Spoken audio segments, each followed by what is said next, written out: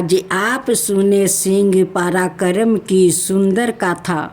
एक समय काशी में विक्रमचंद नाम का राजा राज करता था। सिंह पराक्रम नाम का राजा का एक साथी था जिस पर राजा की बहुत कृपा थी। सिंह पराक्रम का जैसा नाम था वैसे ही उसका वीरता थी। वो सब युद्धों में आश्चर्यजनक सफलता प्राप्ति करता था और कभी जुए के खेल में हार लगाती तो उसमें भी उसकी ही जीत होती थी। उसकी स्त्री का नाम कलहकारी थी। जैसा उसका नाम था वैसे ही उसका स्वभाव था। जैसी वो करूपा थी वैसा ही उसका दिमाग भी खराब था। वो वीर पुरुष लगातार राजा से और जुए में बहुत सा धन प्राप्ति करता रहता और वो उसे सारे धन को अपनी स्त्री को दे देता। इतना होते हुए भी वो झगड़ालू स्त्री एक क्षण भी बिना झगड़ा किए नहीं रह सकती थी। उसके तीनों पुत्र भी झगड़े में उसी का साथ देते थे। इतना धन होते हुए भी उनकी तृष्णा का कोई अंत नहीं था। वो बराबर चिल्लाती रहती थी, तुम सादा घर में से ही खाते पीते रहते हो और हमें कुछ भी नहीं देते हो। वो सदा उसे मांस, शराब और नए नए वस्तु देकर मनाने की कोशिश करता रहता, लेकिन वो अपनी अपार तृष्णा के कारण उसे दिन रात कष्ट देती थी। एक दिन वो उसकी दृष्टता से तंग आकर घर छोड़कर चल दिया। उसने विंध्यवासिनी दुर्गा की तीर्थ यात्रा करने का विचार कर लिया। इसलिए मार्ग में वो बरती रहा। जब वो रात को बिना भोजन किए या ही भूखे सो रहा था तब दुर्गा ने प्रसन्न होकर सपने में उसे कहा, मेरे बेटा उठो, काशी जाओ। वहाँ एक बहुत बड़ा बरगद का पेड़ है। उसकी जड़ को चारों ओर से खोदना, वहाँ तुमको खजाना मिलेगा। उस खजाने में तुम्हें एक मारक तामनी की तस्वीर भी मिलेगी। वो तलवार के फल की तरह है अथवा गिरे हुए आकाश के टुकड़ों की तरह चमकीली होगी। तुम उसमें झांक कर हर एक पूर्व जन्म का हाल मालूम कर सकते हो।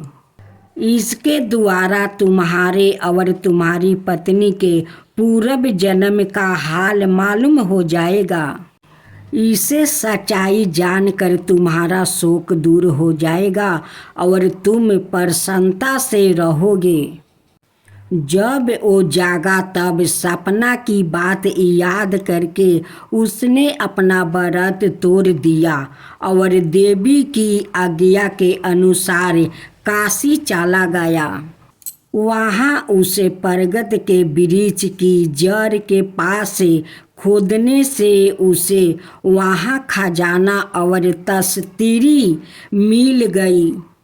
वो उसे पाकर बहुत खुश हुआ। उसने तस्वीर में देखा तो मालूम हुआ कि उसकी स्त्री पहले जन्म में एक भयंकर सुकरी थी और वो सिंह था।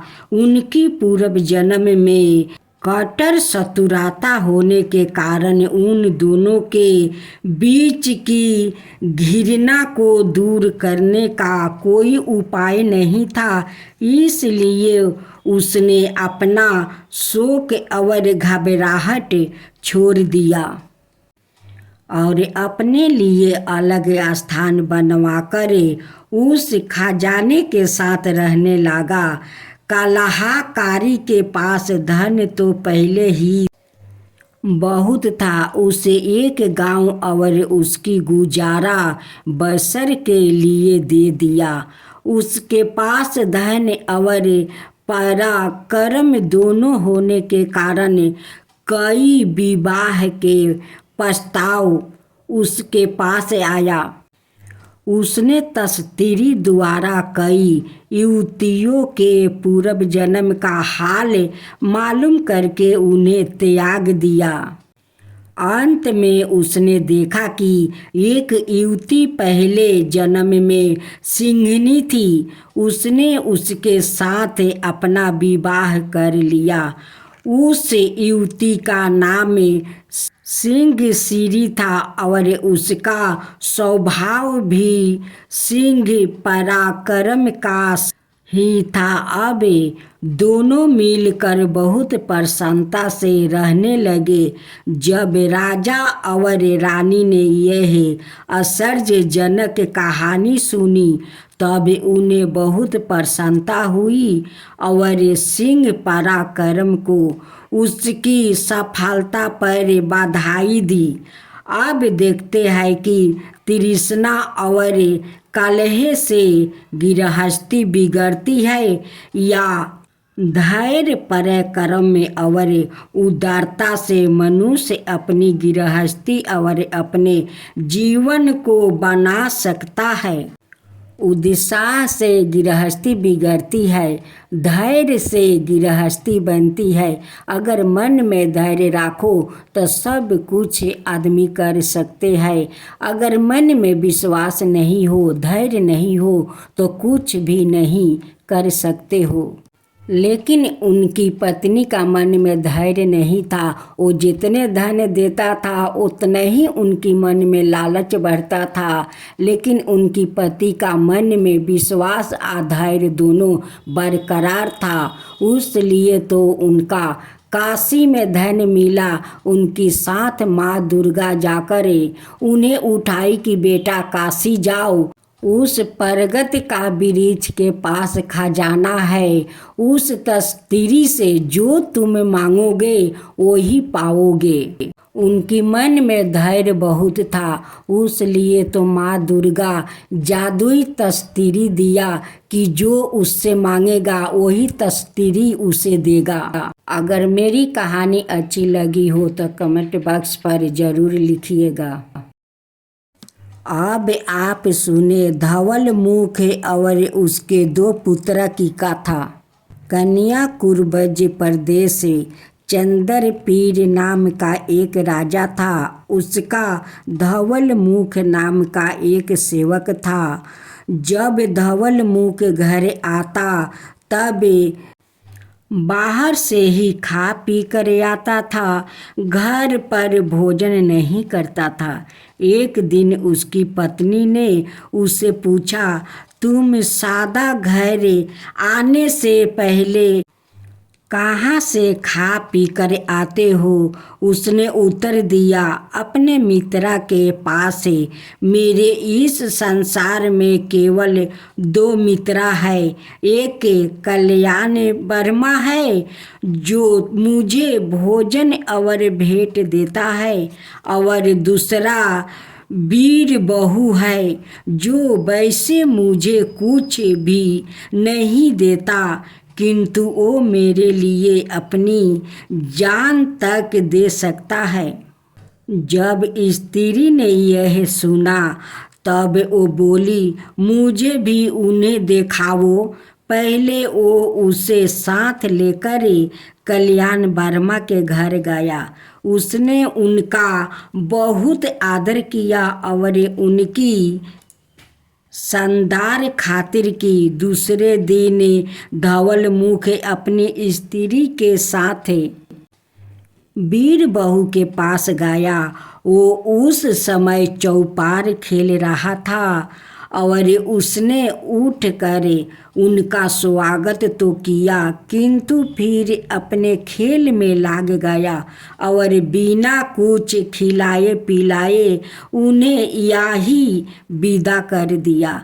इस पर स्त्री ने घर पर आकर बड़ी उस काता से उसे पूछा, कल्याण वर्मा ने हमारी इतनी खातिर की और वीर बहू ने केवल हमारा स्वागत ही किया, किंतु फिर भी वीर बहू की उससे अधिक क्यों प्रशंसा करते हो? यह सुनकर धवल मुख ने अपनी स्त्री से कहा, बारी बारी से दोनों के पास जाओ और हर एक के पास जाकर यह मनगढ़ंता बात कहो, राजा अचानक हम लोगों से नाराज हो गया है और उसने हम लोगों को निकाल दिया है, हमारी कुछ सहायता कीजिए। इस पर पहले वो कल्याण वर्मा के पास गई और उससे यह झूठ बात कही। उसने सुनकर फौरन उत्तर दिया, देवी, मैं एक व्यापारी का बेटा हूँ, मैं राजा के विरुद्ध होकर क्या कर सकता हूँ? तब फिर उसने वीर बहू के पास जाकर वही राजा की प्रसन्नता की बात कही।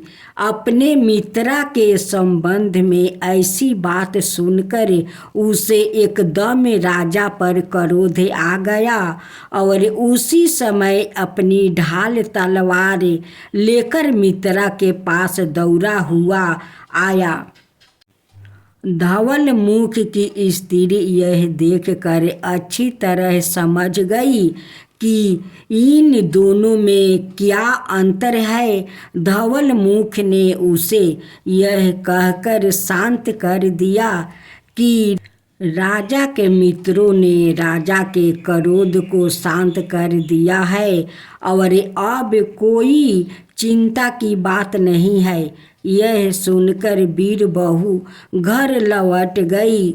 जो मित्रा दिखावे के लिए खूब खातिरदारी करता है वो असली मित्रा नहीं हो सकता। जैसे कल्याण वर्मा राजा का कृपा पात्र होने पर अपने मित्रा की खूब खातिर करता था, किंतु राजा की प्रसन्नता का समाचार सुनते ही उसे दो टूक जवाब दे दिया। तेल और घी दोनों में ही चिकनाई होती है, किंतु तेल तेल ही है और घी घी ही है।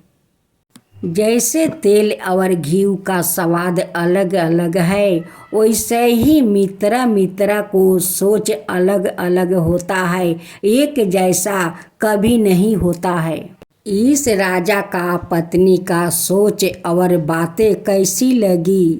आज आप सुने खूब सुंदर कथा दानवीर दानव नमूची की कथा। प्राचीन काल में नमूची नाम का एक बहुत प्रतापी और महान दानी दानव था। यदि उसके शत्रु भी उसे मांगने आए तो वो उनको भी प्रत्येक वस्तु दान में दे देता था। उसने 10,000 बरस तक धुएं के ऊपर उल्टा लटक कर तपस्या की थी। इस पर प्रसन्न होकर वर्मा ने उसे वरदान दिया था कि लोहा पत्थर और लकड़ी से उसे कोई हानि नहीं पहुंचाएगी। तब उसने इंद्र को कई बार जीत कर छोड़ दिया। यह देखकर कश्यप ऋषि ने देवताओं और दानवों में संबंधी करवा दिया। संबंधी होने पर दोनों ने विचार किया कि मिलकर क्षीर सागर का मंथन किया जाए और उसमें से रत्न और उच्चतम वस्तुओं प्राप्ति किया जाए। मंदर पर्वत से समुंदर का मंथन किया गया और उसमें से बहुत सी बहुमूल्य वस्तुओं प्राप्ति हुई। विष्णु ने लक्ष्मी को लिए और दूसरे देवताओं भी अपनी चाही हुई वस्तुओं से ली। नमूची को ऊंचे अश्वा घोड़ा मिला। ब्रह्मा ने बची हुई सब वस्तुओं को देवताओं और असुरों में उनके इच्छा अनुसार बांट दिया। सबसे अंत में अमृत निकला जिसे देवताओं ने चुरा लिया और इस पर फिर युद्ध छिड़ गया। इसमें एक असुर मारा गया। ऊंचे अश्वा घोड़ा ने उसे सूंघ कर फिर जीवित कर दिया।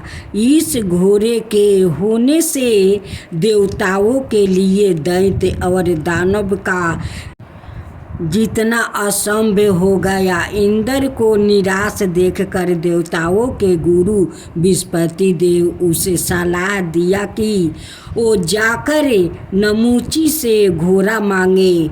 शत्रु होने पर भी वो देने से अस्वीकार नहीं करेगा और वो अपनी दानवी राता की कीर्ति को नष्ट नहीं करेगा जिसे उसने अपने जन्म से ही बनाया रखा है। इस पर इंद्र देवताओं के साथ नमूची के पास पहुंचा और उसे घोड़ा मांगा। दानव के गुरु शुक्राचार्य ने उसे देने से मना किया। इस पर नमूची ने कहा, मैंने किसी भी मांगने वाले को नहीं लौटाया है। मैं इंद्र को शत्रु होते हुए भी यह घोड़ा दूंगा और जीवित रहते हुए अपने शरीर पर कलंक नहीं आने दूंगा। उसने यह कहकर वो घोड़ा इंद्र को दे दिया और इंद्र ने उसे सुरक्षित स्थान पर पहुंचा दिया। तब उसने गंगा का झागों में अपना वज्र राख कर उनसे नमूची को मार डाला, क्योंकि वो वरदान के कारण लोहे और पत्थर आदि के हथियारों से नहीं मारा जा सकता था।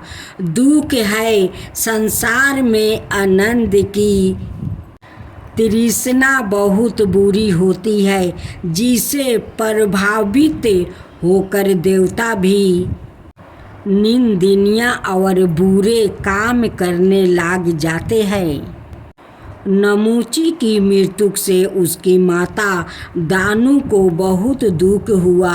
इस शोक से प्रभावित होकर उसने अपनी तपस्या के प्रभाव से यह निश्चय कर लिया कि उसका दुख दूर करने के लिए नमूची फिर उसके गर्भ से जन्म लेगा। वो इतना शक्तिशाली और वीर होगा कि देवता उसे युद्ध में नहीं हरा पाएगा। तब नमूची ने फिर अपनी माता के गर्भ से जन्म लिया और सबर शक्ति संपन्न होने के कारण उसका इस जन्म में प्रबल नाम हुआ। उसने भी तपस्या की और अपने दान से सादा मांगने वालों को दृष्ट किया। उसने इंद्र को सैकड़ों बार युद्ध में हराया।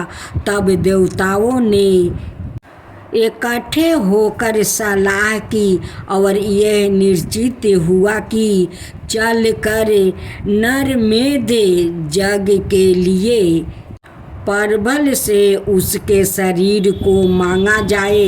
देवता उसके पास गया और उनके मांगने पर उसने प्रसन्नता से इस बार अपने शरीर को भी दान में दे दिया महान पुरुष मांगने वाले से अपना मुख नहीं मोड़ते और उन पर अपना जीवन भी निछावर कर देते हैं। उसे पाकर अस्वस्थी देवताओं ने दानव परबल के टुकड़े टुकड़े कर दिया। तब परबल ने फिर परिभास के शरीर में जन्म लिया। उसके दिए हुए महान दान और तपस्या के प्रभाव से वो पहले से भी बहुत अधिक शक्तिशाली हुआ। उसने अपने प्रिया मित्रा सूर्या प्रभाव की सहायता के लिए देवताओं से बहुत सी भयंकर लड़ाई लड़ी। इनमें देवताओं को बुरी तरह से हराया। उन्होंने विष्णु से सहायता मांगी, किंतु प्रभास के पास शिव का दिया हुआ अस्त्र होने से विष्णु अपने सुदर्शन चक्र से भी उसका कुछ नहीं बिगाड़ सके। ब्रह्मा भी असफल रहे। अंत में शिव जी ने अपना निर्णय देकर उनमें संबंधी करवाई और देवताओं और दानवों की एक सम्मिलित सभा हुआ। उसमें दानु ने अपनी सखी सीधी द्वार यह कहलवाया, हे देवताओं और राक्षसों, दानु का यह संदेश है, क्या तुमको पहले कभी इतना आनंद हुआ था जितना आज आपस की मित्रता से हो रहा है? अब तुम्हें एक दूसरे से युद्ध नहीं करना चाहिए, क्योंकि इससे जो दुख उत्पन्न होता है वो इसे और भी भयंकर बना देता है। हिरण्यक्ष और दूसरे असुर जो स्वर्ग पर अधिकार करना चाहते थे, अब संसार में नहीं है। इंद्र ही अब सबसे बड़ा है, इसलिए शत्रुता का अब कोई कारण नहीं है। इसे समाप्त करके संसार को सुखी और संपन्न बनाओ। बृहस्पति देव ने इंद्र की ओर देखते हुए उत्तर दिया, देवता असुरों के विरोध कोई षड्यंत्र नहीं करना चाहते।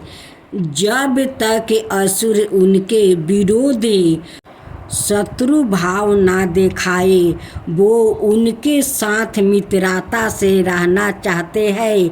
इस पर दानव के राजा मैंने कहा, यदि असुरों के हृदय में शत्रुता होती तो नमूची मुर्दों को जिलाने वाले ऊंचे अश्वा को इंद्र को क्यों देता? बर्बल अपने शरीर को देवताओं को क्यों देता? राजा बलि तीनों लोकों को विष्णु को देकर क्यों बंदी बनाता? क्यों आयोदाहे अपने शरीर को विश्वकर्मों को दे देता? असुरों सदैव उधार रहे हैं।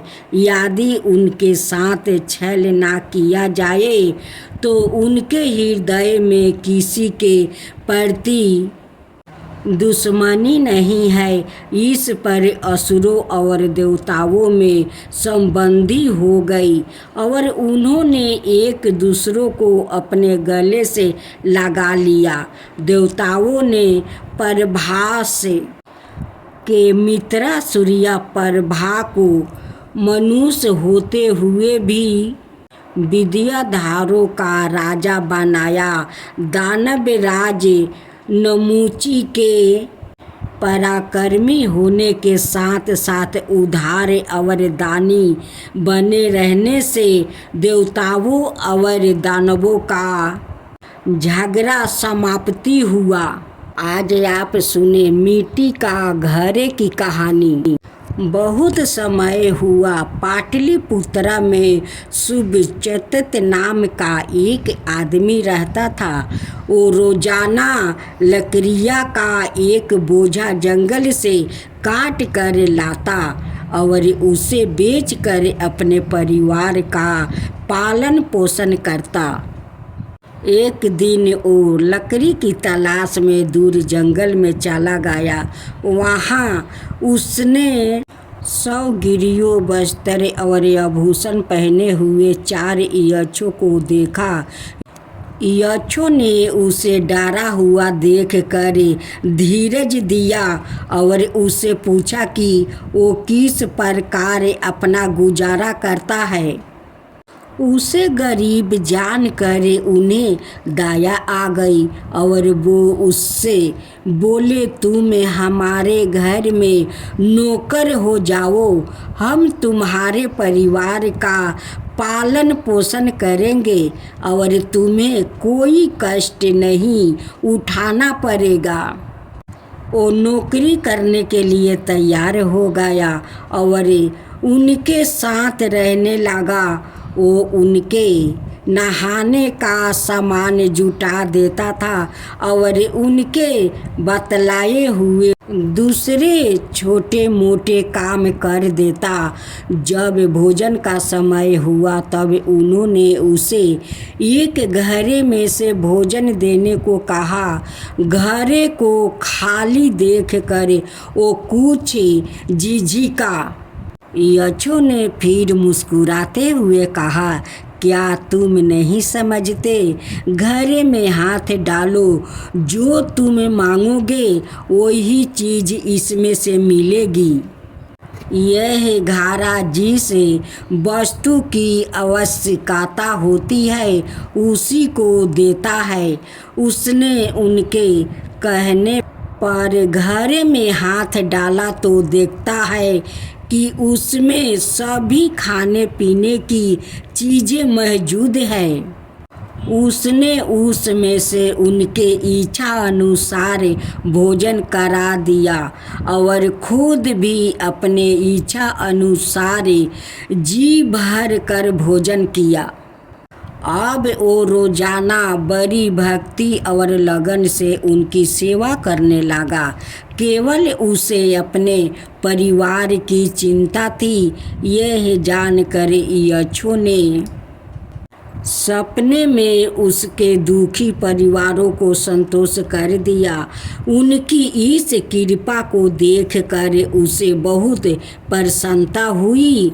जब वो 1 महीने उनकी सेवा कर चुका तब यक्षों ने उसकी स्वामी भक्ति से प्रसन्न होकर उससे कहा, कोई वरदान मांगो, कहो तुम क्या चाहते हो। उसने कहा, यदि आप मुझ पर प्रसन्न है तो मुझे यह कभी खाली ना होने वाला घड़ा दे दीजिए। यक्षों ने उससे कहा, कोई दूसरी चीज मांगो, तुम इसे रख नहीं सकोगे। यदि यह टूट गया तो फिर यह तुम्हारे पास से चला जाएगा। उनके सचेत करने पर भी उसने कोई दूसरा वरदान पसंद नहीं किया। तब उन्होंने उसे वही घड़ा दे दिया। उसने उन्हें झुककर प्रणाम किया और बहुत प्रसन्नता होते हुए घड़ा लेकर जल्दी अपने घर आ गया। उसे वापस आया हुआ देखकर घर वालों को बहुत प्रसन्नता हुई। उसने चुपके से घड़े में से बहुत सी खाने पीने की चीज़ें निकाली और भेद छुपाने के लिए उन्हें दूसरे बर्तनों में रख दिया। फिर उसने अपने रिश्तेदारों और परिवार के साथ भोजन किया। सब उसके दिए हुए इतने अच्छे पकवानों को खाकर बहुत प्रसन्न हुए। अब उसने जंगल में से लकड़ी का बोझा लाना बंद कर दिया था और वो सब प्रकार का आनंद भोग रहा था। एक दिन जब वो शराबों के नशों में था, उसके रिश्तेदारों ने उससे पूछा, इन सब आनंदों को तुम किस प्रकार प्राप्ति करते हो? यह सुनकर वो घमंड में फूल गया। नशों के कारण घर की सारी चमत्कारों को उन्होंने साफ साफ बता दिया।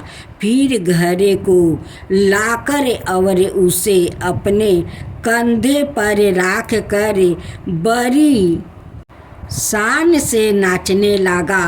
नाचते समय घारा उसके कंधे पर से बिछिल गया और गिर कर टुकड़े टुकड़े हो गया। फिर शीघ्र ही उसे घरे के सब टुकड़े आपस में जोड़ गए और जोड़ कर वो अपने असली मालिकों के पास चला गया। इसे देखकर वो बहुत निराश हुआ और दुखी हुआ, पर अब वो कर ही क्या सकता था। उसकी पहली सी ही दशा हो गया और वही लकड़ी के बोझे फिर जंगल से लाने पड़े। उसकी इच्छों से फिर कभी भेंट नहीं हुआ। इसलिए तुम देखते हो कि अभागे मनुष्य जिसकी बुद्धि मदिरा पान अथवा दूसरी बुरी आदतों और मूर्खताओं से भ्रष्ट हो जाती है, यदि वो धनों को किसी प्रकार प्राप्ति भी कर लेते हैं तो भी उसकी रक्षा नहीं कर सकते हैं। वो धन बेभाव उन्हें छोड़कर चला जाता है। सदाचारी और महान पुरुष ही इसकी रक्षा और उपयोग कर सकते हैं। ये कहानी मेरी कैसी लगी? अगर अच्छा लगा हो तो मेरे वीडियो को लाइक कीजिए, चैनल को सब्सक्राइब कीजिए।